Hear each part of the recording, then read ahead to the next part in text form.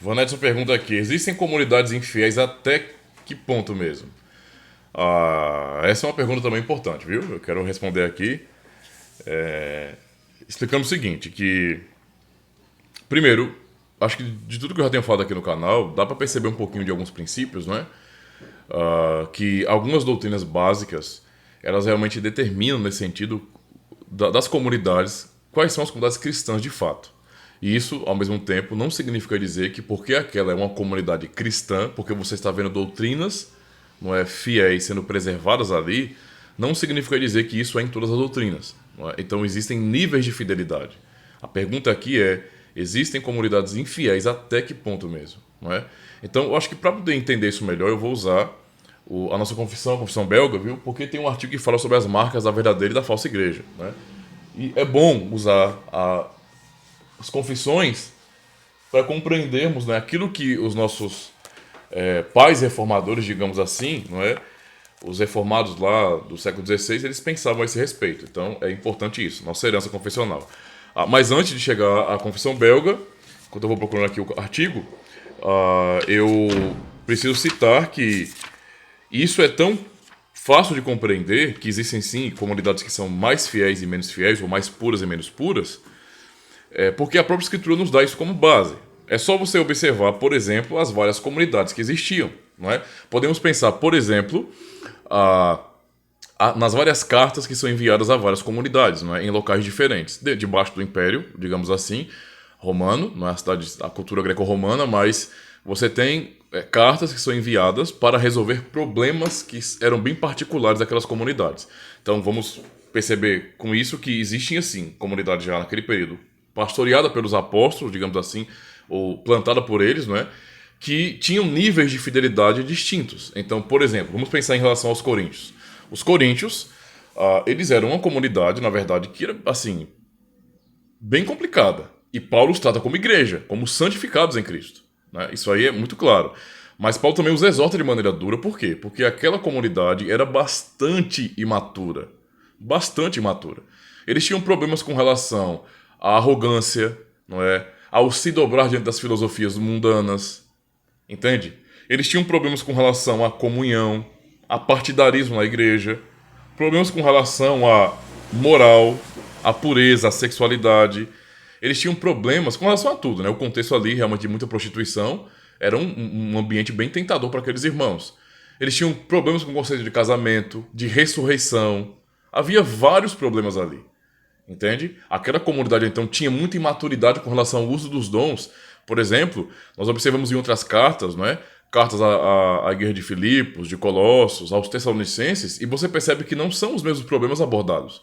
Significa dizer que, se você não está tendo em outras cartas, não é? Em outras comunidades, exortação com relação a dons, a sexualidade e outras coisas, é bem claro entender, bem fácil entender que aquelas comunidades não eram tão imaturas com relação a esses assuntos, não é, como os coríntios. Aí você vai olhar, por exemplo, para as comunidades da Galácia, por exemplo, na carta aos Gálatas. Ali também havia, né, problemas sérios e problemas doutrinários. Por quê? Porque os Gálatas estavam facilmente e muito rapidamente se dobrando, não é, à tentação das heresias dos judaizantes e tratando Cristo como se não fosse suficiente. Cristo não é suficiente. Tem que ter Cristo, não é, Moisés e alguns outros aspectos cerimoniais da lei. Então, assim, havia vários problemas. A exortação em Filipenses com relação à humildade e à comunhão. Então, assim, cada carta que nós temos na Escritura, no Novo Testamento, realmente nos apresentam problemas diversos de várias comunidades diferentes. Isso nos mostra níveis, não é, de maturidade e níveis, não é, de pureza diferente nas igrejas. Então, havia igrejas, ainda lá pelos apóstolos, mais fiéis e menos fiéis. Certo? Nós temos muito mais elogios quando pensamos na Guerra de Tessalônica, por exemplo. Né? Eles tinham erros, problemas doutrinários, mas eles eram conhecidos como uma comunidade que tinha uma fé realmente viva, não é? Notória. Isso é um amor realmente claro. Então, você percebe que há diferença. E podemos pensar nisso também, não é? Quando nós olhamos, é só ler, não é? Os 3 primeiros capítulos de Apocalipse para poder compreender aquelas 7 cartas, né? As cartas das igrejas, as 7 igrejas da Ásia Menor. Cada uma delas ali tem uma exortação da parte do Senhor Jesus Cristo. Não é? E cada uma ali é exortada em problemas distintos. E há comunidades que também são elogiadas por Jesus Cristo. Mas há outras que não. Entende a situação? Então há níveis realmente distintos. Para compreender isso, não é? Vamos para nossa confissão, a confissão belga. Inclusive nós temos aqui o artigo 27 da confissão belga, que fala sobre a Igreja Cristã Católica Universal, né? Basicamente é aquilo que já aprendemos no Credo de Atanásio e outros assuntos que eu já falei aqui. O artigo 28 que fala o dever de juntar-se à igreja, e aqui nesse artigo que nós temos, por exemplo, o princípio do sola ecclesia. Por quê? Porque é o que nós defendemos aqui, olha, só um pedacinho do primeiro parágrafo. Cremos que essa santa assembleia, congregação, é a assembleia dos remidos e que fora dela não há salvação. Então, nós reformados, né? Aqui, ó, documento histórico, confissão belga, nossa prova histórica, que realmente nós cremos e confessamos que não há salvação fora da igreja. Porém, quando estamos dizendo isso, nos referimos à igreja enquanto corpo místico de Cristo. Não é? A igreja é o corpo de Cristo. Não estamos falando que não há salvação fora da instituição a qual nós pertencemos, da denominação, da confederação. Não é isso que salva ninguém, é estar em Cristo. Tá certo?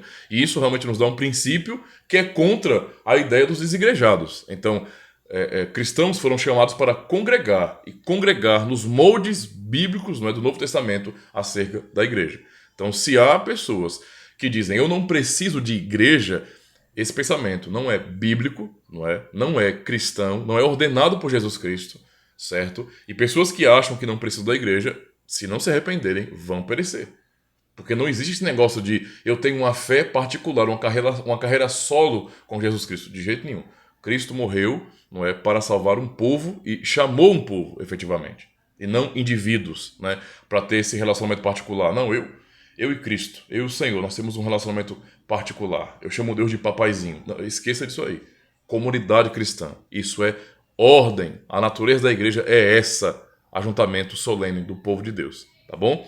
E aí, vamos para... Temos no artigo 30 o governo da igreja. Não é? Isso aqui tem muita coisa boa. Artigo 31, os oficiais da igreja. E artigo 32, não é? A ordem e disciplina da igreja. Aí o artigo 29 fala bem assim, as marcas da verdadeira e da falsa igreja.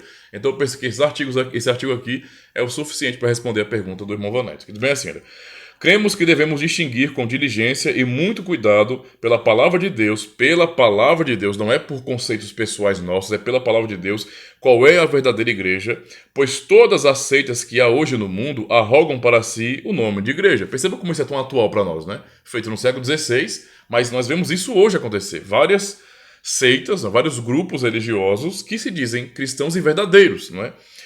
Não falamos aqui dos hipócritas que se misturam aos fiéis da igreja, pois embora participem visivelmente da igreja, não fazem parte dela. É o nosso conceito reformado e protestante, não é de igreja visível e igreja invisível. Uma coisa é o que nós vemos, a instituição, não é, religiosa, o grupo cristão reunido. Mas isso não é a evidência, a prova de que todos os que estão ali são de fato membros do corpo de Cristo. Tem esse aspecto.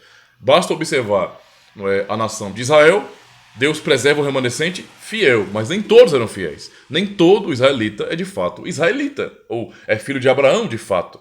Romanos 9, Paulo nos ensina isso de maneira muito clara. Então existe sim esse aspecto, não é, tanto pensando no Israel no Antigo Testamento, como a igreja cristã no Novo Testamento, não é, de igreja visível e igreja invisível, certo?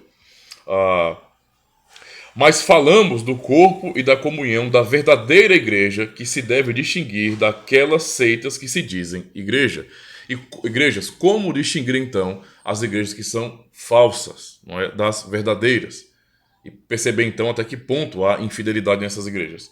A igreja verdadeira é conhecida pelas seguintes marcas. Ela pratica a pura pregação do evangelho, mantém a pura administração do sacramento segundo Cristo os instituiu, e exercita a disciplina na igreja para a correção e punição dos pecados. Ou seja, essas três marcas elas são muito importantes. Primeiro, para que você entenda qual é o nível de fidelidade da sua igreja, congrega uma comunidade cristã, mas será que ela é fiel mesmo? Vamos analisar a partir dessas três marcas. Pode-se falar de mais marcas também, mas essas três estão aqui na nossa confissão e são suficientes para compreendermos isso, não é? Vamos avaliar pelas marcas, pelas três marcas, se a sua igreja é... Você pode fazer a sua avaliação, tá bom? Não é eu fazendo a sua avaliação para você, não. É você faz a sua própria avaliação, nesse sentido. Por meio desses princípios aqui. Se a igreja é fiel, não é? é mais fiel, menos fiel, ou às vezes nem igreja é, de fato. Não é? Então, primeiro, a pregação pura do Evangelho. É uma pergunta simples, não é? É muito objetiva, e disso aqui, desse princípio, é que vai sair todos os outros. Na comunidade que você congrega, o Evangelho, a palavra do Senhor, é pregada com fidelidade? O que eu quero dizer com isso? O que o texto aqui, não é, da nossa confissão diz, quer dizer com isso? Se o Evangelho, não é, ele é pregado de verdade, com fidelidade. Se os ministros da palavra, eles, não é, estudam, se esforçam, preparam bons sermões e então expõem a palavra de Deus. Expõem. Eles entendem que a palavra de Deus é a autoridade máxima dada por Deus, não é? É a palavra final para ser pregada ao seu povo. Então é a própria palavra de Deus com a mesma autoridade, não é? Desde sempre. Então esses ministros que são preparados, instruídos, provados e aprovados, eles abrem a Escritura, eles leem a Escritura, eles explicam a Escritura e eles aplicam a Escritura. É isso que eles fazem? Eles pregam fielmente o Evangelho, expõem as Escrituras? Porque se é isso que eles estão fazendo, então essa primeira marca já está muito evidente de uma igreja fiel, porque é a pura pregação do Evangelho. Agora, se na comunidade que você congrega, não é, o que existe não é pregação de verdade séria, fiel, mas é um blá blá blá, e você percebe que o ministro está fazendo é muito mais entreter bodes e não pregar para ovelhas, se você está percebendo que o ministro está muito mais preocupado com psicologia, com filosofia, com conceitos mundanos nesse sentido, e ser um cara legal e um pastor pop, desconfie. Já perceba por aí que uma marca de uma igreja fiel, não é, essa comunidade não tem, porque está tolerando, nesse sentido, alguém que não leva a sério, que não teme a Deus, não é? E trata o texto sagrado como se fosse qualquer coisa, porque não expõe, não estuda, não se importa, não prega com fidelidade a palavra de Deus. Não é? A segunda marca é que essa igreja, que é fiel, ela aplica, ela administra corretamente os sacramentos. Não é? E aí, quando você pensa em, mas como assim? Não é? Mas na nossa igreja tem batismo e Santa Ceia, de fato. Isso é corretamente administrado? Qual é a concepção que essas pessoas têm de Santa Ceia e de batismo? Alguns não vão nem querer falar o nome de sacramento, né? Porque acham que sacramento é um nome próprio católico romano. Isso é um erro, mas tudo bem. Tem que lidar com certas ignorâncias, né? Fazer o quê? Mas qual é o conceito? Qual é a teologia que está por detrás daquilo que é praticado no culto, na igreja? Já parou para pensar nisso? Em igrejas reformadas, os sacramentos são levados muito a sério. Nós temos uma teologia profunda dos sacramentos. Batismo e Santa Ceia. Tá? Batismo e Santa Ceia. E nossa compreensão, ela está muito além daquilo que muitas vezes vemos em igrejas evangélicas. Inclusive, em nossa comunidade, se chega um membro de uma outra comunidade, alguém visitando que se diz evangélico, nós não servimos a ceia. E nós explicamos por quê. Geralmente, a maioria já entende, né, o porquê, qual o motivo. Alguns não, ficam enfesados mesmo e até ofendidos. Mas nosso objetivo não é ofender nem dizer que a pessoa não é cristã. Mas entenda, quem dá abertura para a mesa são os presbíteros da igreja. Os presbíteros da igreja são responsáveis por zelar, por proteger a mesa do Senhor, por proteger o púlpito, não é? Por manter zelo na igreja, fidelidade. Então, os presbíteros da igreja, não é? Eu, junto com os outros, nós não somos pastores daqueles indivíduos que estão ali chegando, visitando a igreja pela primeira vez. Chegaram bem num dia da ceia. Nós não somos pastores deles, então nós não conhecemos a vida deles. Nós não os pastoreamos, não é? Nós não visitamos aquelas pessoas. Nós não conhecemos, não são ovelhas, digamos assim, do rebanho que Deus colocou em nossas mãos. Então como é que eu posso abrir a ceia para essas pessoas? Percebe que parece uma coisa muito mais aceitável e até ecumênica, né? Embora eu não goste dessa palavra, mas é muito mais uma irresponsabilidade. Como é que eu vou dar ceia para pessoas que eu não conheço? Que eu não pastoreio, que eu não tenho nada a ver com elas, que eu não tenho testemunho delas. Não faz sentido isso. Então, às vezes, a ceia e até o próprio batismo são tratados como coisas assim, sem valor, não tem peso, como coisas secundárias que você faz por fazer, é como bater um cartão na igreja. Tá errado, bater ponto na igreja, tá errado. Tem pessoas que realmente não compreendem a seriedade dos sacramentos. Então, questione-se nesse sentido. Se a sua comunidade trata batismo como qualquer coisa, vamos fazer porque Jesus mandou, né? Então vamos fazer. Não é só por causa que é uma ordem. Nós obedecemos a ordem, mas o que ele ordenou nesse sentido tem sentido, tem uma teologia profunda de identificação com ele, de pertencimento e principalmente, não é? Tem ênfase na graça de Deus e não em nós mesmos. Isso vale tanto para o batismo como para a Santa Ceia. Tem gente que acha que merece estar ali para cear. Tem gente que não vê a glória do batismo, por exemplo, e o que ele significa. Então, se é isso que é ensinado em uma comunidade, já é uma outra marca de sua infidelidade, certo? E a terceira questão é a disciplina eclesiástica. Para muitos evangélicos, a palavra excomunhão é um palavrão terrível. Terrível. Né? É algo que para muitos é inaceitável. Eu não aceito esse negócio de pessoas serem excomungadas da igreja. Isso é uma coisa horrível. Vivemos uma religião da graça. Irmãos, entenda uma coisa. A disciplina eclesiástica é uma marca seríssima da igreja verdadeira.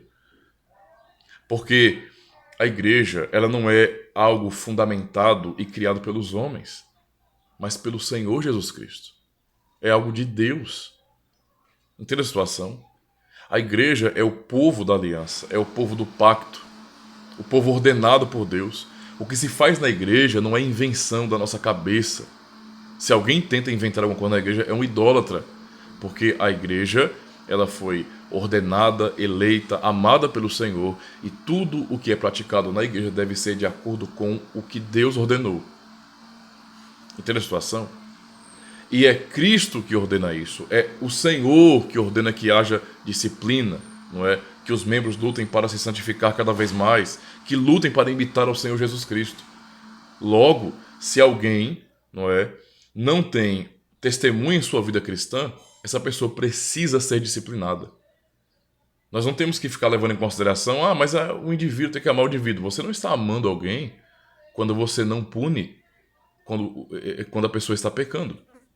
Se omitir nesse sentido de disciplina porque você diz que ama, não é, é uma mentira. Você não está amando. Quem ama, disciplina. Quem ama, disciplina. A disciplina é uma marca de amor na igreja. É a preocupação de Cristo, digamos assim, o amor de Cristo manifesta por meio da igreja, não é? Ali pelos presbíteros da igreja, em disciplinar uma ovelha querida que está se desviando do caminho, para que ela volte, para que ela se firme.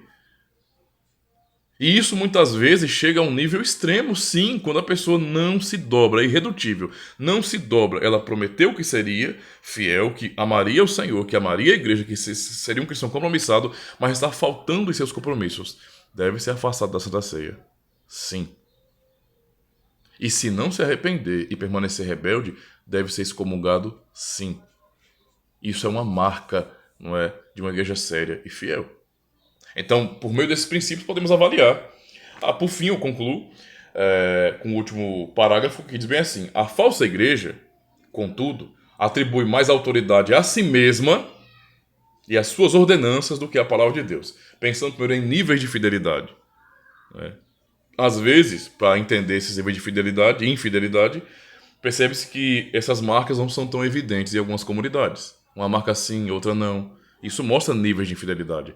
Mas há momentos em que isso ultrapassa. E quando ultrapassa, diz bem assim: a falsa igreja, contudo, atribui mais autoridade a si mesma e às suas ordenanças do que a palavra de Deus.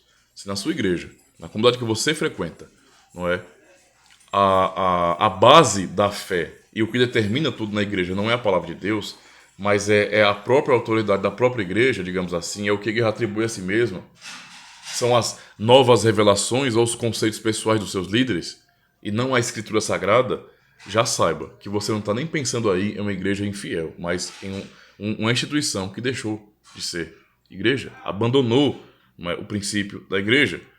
Não quer submeter ao jugo de Cristo, não administra os sacramentos conforme Cristo ordenou em sua palavra, ou seja, cria teologias diferentes, até acrescenta, inventa sacramentos. Não é? Baseia-se mais nos homens do que em Jesus Cristo. Persegue aos que vivem de maneira santa segundo a palavra de Deus. Esses que são infiéis, obviamente, vão perseguir os que estão se esforçando. os acusando de legalistas, de puritanos e blá blá blá, não é? De puritanos. É o que eles falam. Que hoje em dia, né, de maneira triste, se usa o nome puritano como uma coisa, um xingamento, algo pejorativo. Como era no passado, se faz hoje também. Então a ignorância permanece, infelizmente. Lamentavelmente, não é? E podemos então perceber de maneira muito clara, não é, por essas marcas, os níveis de fidelidade e também as evidências se a igreja é de fato uma igreja cristã, apesar de seus problemas, ou não é uma igreja. Certo?